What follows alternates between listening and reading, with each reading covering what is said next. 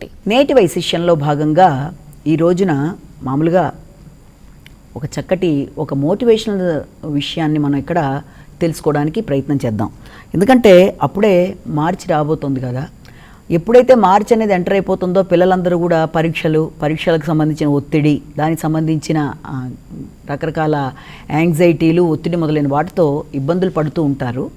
వాళ్ళకంటే కూడా ముఖ్యంగా మనం తీసుకున్నట్లయితే ఈ విషయంలో వాళ్ళ కన్న తల్లిదండ్రుల యొక్క ఇంపాక్ట్ కూడా చాలా ఎక్కువ ఉంటుంది. వాళ్ళు ఇంకా ఎక్కువ ఘర్షణ పడిపోతూ ఉంటారు. ఇదివరకు వాళ్ళు చదివిన సమయం కంటే కూడా ఇంకా ఎక్కువ ఘర్షణ పడిపోవడం పిల్లల కోసం ఇలాంటివన్నీ ఉంటాయి. అంటే పిల్లల యొక్క ఒత్తిడి ఒక పక్కన, పిల్లల యొక్క ఒత్తిడితో పాటు తల్లిదండ్రుల యొక్క ఘర్షణ మొదలైనవన్నీ కూడా ఈ యొక్క మార్చి, ఏప్రిల్, ఎందుకంటే ఒక పక్కన సిబిఎస్ఈ బోర్డ్ ఎగ్జామ్స్ అని, 10th ఎగ్జామ్స్ అని, ఇంకో పక్కన ఐఐటి, వీటన్నిటికీ రకరకాల వాటికి ప్రిపేర్ అయ్యే పిల్లలందరూ ఉంటారు. కాబట్టి ఈ సందర్భంలో మనం ఇవాళ ఒక చిన్న విషయాన్ని తెలుసుకుందాం. అంటే ఏ రకంగా తల్లిదండ్రుల యొక్క ప్రభావం, అంటే వాళ్ళకు కూడా పరీక్షాకాలం లాంటిదే కాబట్టి కొన్ని చిన్న చిన్న చిట్కాలు లాంటివి ఏ రకంగా పాటిస్తే, ముఖ్యంగా పిల్లలతో పాటుగా తల్లిదండ్రులు ఏ రకంగా చేస్తే కొంత వాతావరణం చాలా వరకు అనుకూలంగా ఉంటుందంటే, ఇప్పుడు మన తల్లిదండ్రులకు కూడా ఏ రకంగా చేస్తే బాగుంటుందన్న విషయాన్ని ఇక్కడ కొంత చెప్పుకుందాం.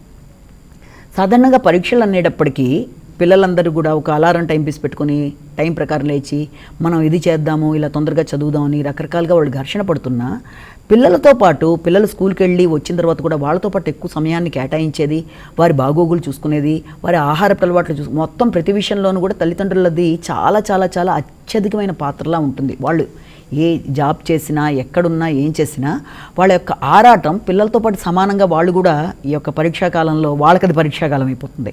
కాబట్టి వాళ్ళు ఏం చేస్తారంటే సాధారణంగా వారి యొక్క ఆహారం విషయంలో కానీ, లేకపోతే వాళ్ళ కోసం వాళ్ళు చూసుకునే విషయంలో కానీ ఎక్కువ శ్రద్ధ చూపించరు. ముందు వాళ్ళు ఆరోగ్యంగా, మానసికంగా బలంగా ఉండాలి. కాబట్టి ముఖ్యంగా మొట్టమొదటి తెలుసుకోవాల్సింది ఏంటంటే, తల్లిదండ్రులు ఎప్పుడూ కూడా సంతానానికి సంబంధించిన విషయంలో వాళ్ళ జీవన శైలి అనేది కొంతవరకు సరి చూసుకుంటూ ఇప్పుడు ముందుకెళ్ళాలి. పరీక్షా కాలం కాబట్టి అంటే ఈ సమయంలో వాళ్ళు కూడా సమయానికి తగిన ఆహారం తీసుకోవడం, ముఖ్యంగా జంక్ ఫుడ్ల లాంటివి తీసుకోకపోవడం, అలాగే సమయానికి వాళ్ళు నిద్ర అవన్నీ కూడా చూసుకుంటూ ఆరోగ్యం మీద శ్రద్ధ వహిస్తూ ముందుకు వెళ్ళవలసిన బాధ్యత అయితే తల్లిదండ్రులకు ఉంది. ఎందుకంటే పిల్లలకి పెట్టేశాం కదా, వాళ్ళకి టైంకి నేను పాలు ఇవ్వగలిగానా, వాళ్ళు టైంకి వాళ్ళు తిన్నారా, వాళ్ళ టైంకి నేను ఆహారం అందించానా లేదా అనే అధిక శ్రద్ధతో ఆ శ్రద్ధ ఉండాలి. దాంతోపాటు తమ మీద కూడా తమ శ్రద్ధ తీసుకోకపోతే ఆరోగ్య విషయంలో ఇబ్బందులు ఏర్పడతాయి. కాబట్టి ముఖ్యంగా తల్లిదండ్రులు ఈ విషయంలో పిల్లలతో పాటు వాళ్ళు కూడా మెలుకుతూనే ఉంటారు, వాళ్ళు ఎక్కువ కేటాయిస్తారు. కాబట్టి ముఖ్యంగా ఈ రోజున మనం చెప్పుకునే దీంట్లో వాళ్ళ మీద వాళ్ళు శ్రద్ధ అనుభవించడం అనేది ఒకటి. ఎందుకంటే పిల్లలు తల్లిదండ్రుల మాట వినాలన్నప్పుడు తల్లిదండ్రులు కనుక జంక్ ఫుడ్లు తింటూ, లేకపోతే వాళ్ళు ఏదన్నా అంత వాళ్ళ గురించి వాళ్ళు కేటాయించకపోతే సమయాన్ని, పిల్లలు మాట వినడం కూడా కష్టమైపోతుందని చెప్పి అంటారు. కాబట్టి వీలైనంతవరకు అది ఒకటి పాటించాలి, సమయానికి ఆహార స్వీకరణ.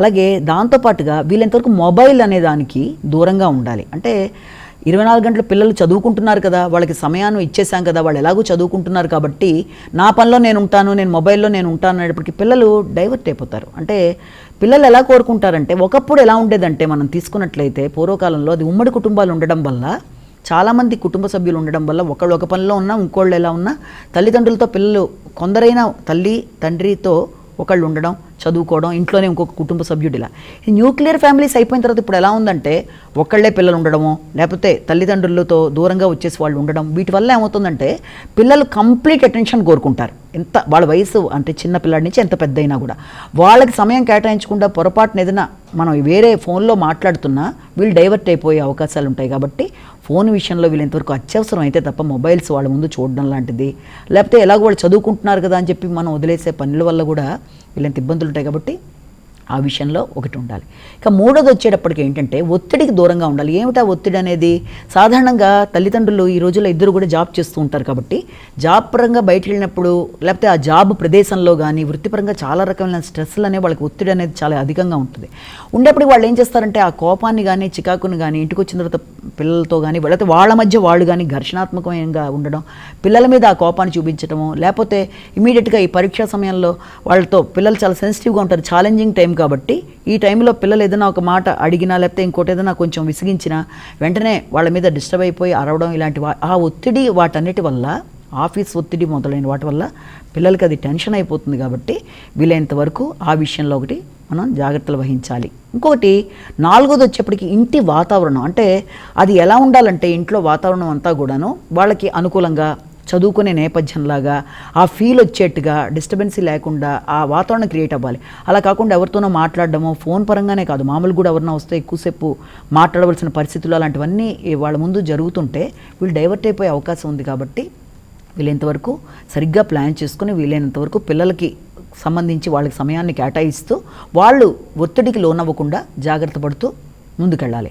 అలాగే ఇంకొక విషయం కూడా ఏంటంటే పిల్లల్ని చాలామంది పేరెంట్స్ ఏం చెప్తారంటే, నువ్వు ఎలాగో నీకు అలారం ఇచ్చేసాను కాబట్టి నువ్వు ఎలాగో పడుకొని పొద్దున్న లేస్తావు కదా, లేచి నువ్వు చదువుకో అంటే చాలామంది పిల్లలకి అది అంతగా రుచించదు. అంటే ఈ రోజుల్లో ఉండే ఈ యొక్క సింగిల్ ఫ్యామిలీస్ లాగా అంటే ఒక్కళ్ళే పిల్లలు ఉండే పిల్లలకి అలా ఉండదు. అంటే 2-3 ఉండి ఇంట్లో ఇద్దరు కలిపి అనుకుని లేచి చదువుకోవడం వేరు. ఇక్కడ ఒక్కళ్ళే ఉన్న పిల్లలకైతే ప్రత్యేకంగా ఆ ఫీలింగ్ రాదు. కాబట్టి అప్పుడు ఏం చేయాలంటే పిల్లలతో పాటు తల్లిదండ్రులు కూడా వీలైతే ఎవరో ఒకళ్ళు లేచి వాళ్ళతో పాటు సమయాన్ని వాళ్ళకి కేటాయించి వాళ్ళు ఏం చదువుతున్నారు ఎలా ఉందన్న విషయాలని చూసుకోవడం, వాళ్ళకి ఆ వాతావరణాన్ని క్రియేట్ చేయడం ఇలాగా. ఇంకా ఇదే కాకుండా ఇంకా ఏంటంటే పొద్దున పూట వ్యక్తికి ఎప్పుడు కూడా మనోవికాసం అనేది ఎప్పుడు ఎలా ఉంటుందంటే వాళ్ళకి చదివింది మైండ్లో ఉండడానికైనా చదవడానికైనా వాతావరణంతో పాటుగా మానసికంగా కూడా వాళ్ళ ప్రశాంతత ఉండాలి. అంటే ఎక్కువ వాళ్ళు ఈ ధ్యానం యోగా మెడిటేషన్ సాధారణంగా పెద్దవాళ్ళు మార్నింగ్ వాక్ అని వెళ్ళిపోతూ ఉంటారు. వాళ్ళతో పాటు పిల్లలకి మధ్య మధ్య బ్రేక్ ఇచ్చినట్టు రిలాక్సేషన్ కోసం లాగా పొద్దున్నే వాళ్ళతో పాటు కొంతసేపు నడిపించడం లాగాని లేకపోతే ఏదైనా ధ్యానం లాంటిది కానీ ఇలాంటి వాటి మీద అంటే శ్వాస టెక్నిక్స్ ఇలాంటివి ఏదైనా చేయించినప్పుడు ఏమవుతుంటే పిల్లలకి ఫ్రీ ఆఫ్ మైండ్ ఏర్పడుతుంది. కాబట్టి పిల్లల ఆహారం విషయంలో వాళ్ళు కరెక్ట్గా తింటున్నారా లేదా, కొంతమంది పిల్లలు స్కిప్ చేసి వెళ్ళిపోతూ ఉంటారు, సరిగ్గా తినరు. అంటే ఆహార విషయంలో వాళ్ళ టెన్షన్ అంతా నా పరీక్ష ఉంది కదా, ఆహారం సరిగ్గా తీసుకుంటున్నారు లేదా, నిద్ర సరిగ్గా పోతున్నారు లేదా, ఏదైనా టెన్షన్ పడుతున్నారా, ఏదైనా అవుట్కమ్ వాళ్ళు ఏదైనా చెప్పాలని ప్రయత్నం చేస్తుంటే దాన్ని ఏదో రకంగా బుజ్జగించి తెలుసుకోవడం, ఇలా చాలా ఉన్నాయి విషయాలు. అందులో మనం ఇప్పుడు కొన్ని విషయాల వరకు తెలుసుకున్నాం. ఇవన్నీ కూడా తల్లిదండ్రులు కూడా దాన్ని ఆ రకంగా చేసుకుంటూ పెడితే వాళ్ళకి టెన్షన్ ఉండదు, పిల్లలతో పాటు వాళ్ళు ఫ్రీగా ఉంటారు, పిల్లలతో కమ్యూనికేషన్ బాగుంటుంది, బాండ్ చాలా బాగుంటుంది. కాబట్టి ఫస్ట్ తల్లిదండ్రుల హెల్త్, వాళ్ళ మైండ్ సెట్, వాళ్ళ టెన్షన్స్, వాళ్ళ రిలీఫ్ అనేది కూడా వాళ్ళు చూసుకుంటూ చక్కగా ప్లాన్ చేసుకుంటూ ముందుకెడితే ఈ పరీక్షలు పిల్లలతో పాటు తల్లిదండ్రులకు కూడా పరీక్షలే. కాబట్టి అందరూ కూడా ఆరోగ్యంగా ఉంటూ చక్కటి సక్సెస్ అనేది విద్యలో సాధించడానికి ఈ టీం వర్క్ అనమాట, తల్లి తండ్రి పిల్లలు లేకపోతే ఎలాగైనా సరే ఆ టీం వర్క్లో అందరూ భాగస్వాములై అనుకున్న ఫలితాలు పొందడానికి ఐకమత్యమే బలం అన్న సూత్రాన్ని పాటిస్తూ టెన్షన్స్కి లోన్ కాకుండా ముందుకెళ్లే ప్రయత్నాలు చేస్తే సక్సెస్ మీ సొంతం అవుతుంది. నమస్కారం.